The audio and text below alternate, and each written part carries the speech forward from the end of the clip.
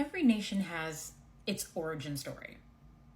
And when I think about the history of the United States and our origin story, the first thing that comes to my mind is the parable of the prodigal son. Remember how that one goes? Two brothers. The younger brother asks their father for his inheritance early. Father obliges. Son goes out, spends his entire inheritance. Eventually makes his way back home.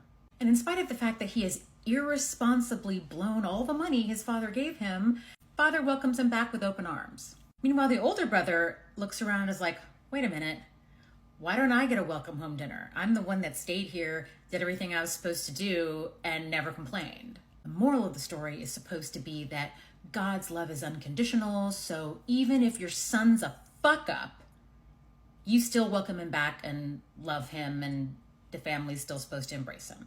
That's the metaphor, right? In psychology, there's something called second son syndrome, more often called second child syndrome. It means that, if you're a second child, you can grow up feeling insecure after having lived in the shadow of your older sibling, particularly if your older sibling is the same gender as you. So the lack of attention and acknowledgement you received can make you look for external validation a lot. But when I think about second son syndrome, I can't help but think of the history of the United States. The lore of American history is that a bunch of, scrappy colonists band together to fight big bad England. The Pilgrims were looking for religious freedom. They came here looking for freedom to worship as they wanted to. Bullshit. Colonies weren't about having freedom to practice your religion. They were primarily about one thing and one thing only: money. They were extraordinary opportunities for wealth. Particularly the largest and wealthiest of the original 13 colonies, Virginia. The history of the founding of the colony of Virginia, I think, is more demonstrative of the American character than any place else. I was still living in Northern Virginia when they were celebrating the 400th anniversary of the founding of the Jamestown colony. But among all those celebrations, people seem to forget that colonies are not founded by men. They're founded by corporations. In the case of Virginia, it was the Virginia Company that founded Jamestown. The Virginia Company was chartered and paid for by the English crown. James I was on the throne at that time, hence Jamestown. But the first few decades, the colony of Virginia kind of struggled. People weren't sure they were going to make it. They were very, very close to going bankrupt and everybody getting on the boat and going back from whence they came, or moving up or down the coast and finding someplace else to live. Right around that time, a guy named Sir William Berkeley entered the chat. Sir William was the governor of the colony of Virginia from 1641 to 1652, and then again from 1660 to 1677. The reason why there's a gap in his governorship is because King Charles I first appointed him, but then King Charles was executed. So then he lost the position, and then King Charles II reinstated him later. Sir William's big thing was trying to make the colony's agriculture more profitable, diversifying things they were growing. Basically, he's like, we need to make some money. And coinciding with his dream to make tobacco more profitable, he was doing something else. He implemented partus sequitur ventrum. That was a policy that mandated that all children born to enslaved parents would take on the legal status of their mother. Is it a coincidence that he was implementing that policy right around the time he was trying to figure out how to diversify the tobacco economy and make the colony more profitable? Yeah, free labor definitely helps. You're guaranteeing a free labor force for generations to come. Most of the original colonial settlers in Virginia immigrated there as a result of the English Civil War because they were royalists. So when Oliver Cromwell got into power, they were like, we're gonna get the hell up out of here. And as a reward for their loyalty to the Stuarts, when King Charles II came to power, he gave a bunch of these people land grants. But there was something else that was particularly interesting about this group of dudes who settled Virginia during the 17th century. Most of them were, you guessed it, second sons. Just like Sir William Berkeley, he was a second son. And he specifically encouraged other second sons of England to come over to Virginia, establish plantations, and start growing tobacco. And in the years between when Sir William first took office as governor to when he left, many second sons did just that.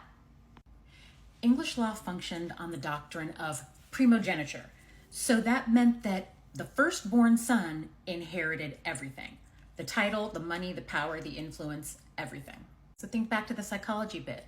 Second son says, why should my brother get to have everything in life? Why should he get to have all the recognition, the power, the title, the money? So our Southern elite planter class were the second sons of English nobles. The founding owners of this country were quoted several times saying, the reason why I want independence is because I'm tired of being denied my rights. I'm tired of being denied my rights as an Englishman.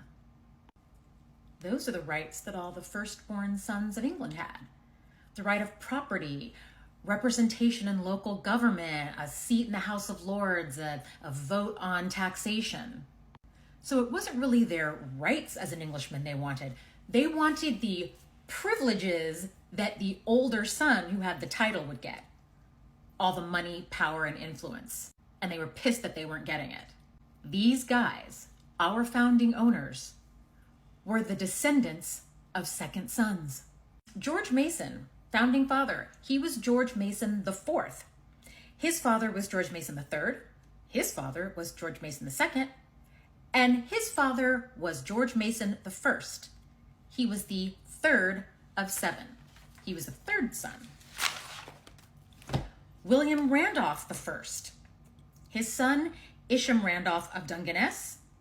His daughter, Jane Randolph Jefferson, married Thomas Jefferson's father, descendant of another second son. And this one's my favorite. Colonel Richard Henry the Immigrant Lee. This one's fun. Do you remember, I was talking previously about the musical 1776, The Lees of Old Virginia. To distinguish from the other Richard Henry Lees that would follow him, they called Colonel Richard Henry Lee I the Immigrant. He was born in 1618 in England, and he died in 1664. His son, Richard Lee II, was born in the colony of Virginia, and his son, Thomas Lee, also born in the colony of Virginia. He had two sons, Thomas Lee and Henry Lee. Thomas Lee had a son named Richard Henry Lee. That's the Richard Henry Lee that's singing this song. That's the Richard Henry Lee that brought the proposal for independence to the floor in the Second Continental Congress. In the production of 1776, I saw New York, the all-femme presenting one. They staged that number a little differently. They staged the number with members of the chorus dressed as all of the Lees of Old Virginia, both past and present. Because there's a certain part of the song where he just starts naming relatives, naming his ancestors, his grandfather, great-grandfather. Robert E. Lee, remember him? He's descended from Henry Lee, that's second son. So Colonel Richard the Immigrant's grandson. The Lees of Old Virginia. We discuss a lot on this app the perils of the insecure man. Can you think of someone more insecure and entitled than the second son of a noble family? They came here to recreate their older brothers' lives. They were cosplaying English nobility, and it worked too. They made a ton of money. At the time of his death, Richard the Immigrant Henry Lee I owned 15,000 acres of land in Virginia. That's 23 square miles. He was the largest landowner in Virginia at the time of his death. The gentlemen planters of the South were known as being, charming, hospitable, gentlemanly. We don't lower ourselves to these non-gentlemanly things. The whole Southern hospitality thing, there's a lot of ugliness buried beneath that when it comes to white Southern planters and that culture and the descendants thereof, as we know. They didn't want a new country. They didn't want a different country. They wanted a copy of the old country with them in charge, because in the old country they couldn't be in charge because they had an older brother. And out of Virginia, the colony of the Second Sons, came two of our first three presidents. Virginia and the character of that planter class of white slave-owning men informed the character of our entire nation. So think about America now, where we find ourselves at this moment in history. Think about the stories Americans tell ourselves and the lies that lay beneath.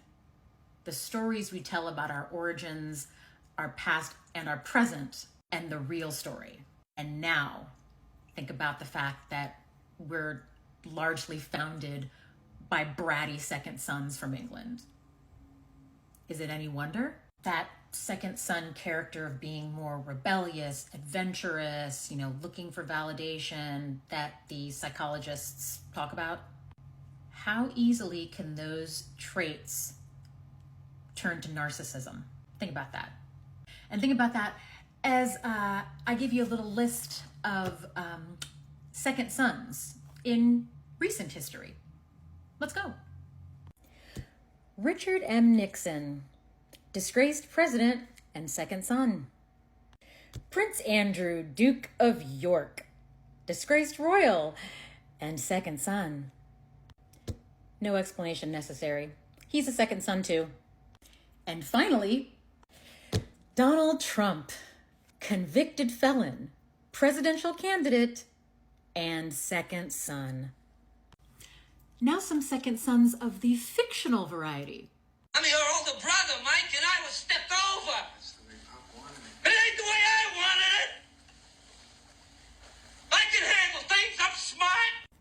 Now, I never watched this show, but when I was talking about this whole second sons thing with Mel Hamlet, she suggested that this guy is a perfect example also. The appearance of success, the appearance of competence, is something he's been raised to prioritize. He's never known anything else. Of all the siblings, Kendall appears to be the most competent and ambitious, but he inevitably breaks under the pressure and seems incapable of truly succeeding. And in my recent television consumption, these last two dudes absolutely came to mind. I mean, these are obvious, right? Prince Daemon Targaryen, second son, currently trying to steal his wife's throne, by the way, in season 2. This dude was jealous of his brother. He'd been jealous of his brother for like 2 seasons now.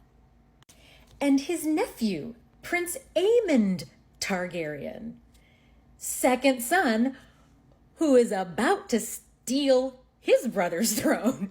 Literally the last episode we watched, he about to steal his brother's throne. In addition, his dragon ate his nephew. So yeah, America, brought to you by second sons. Is it any wonder?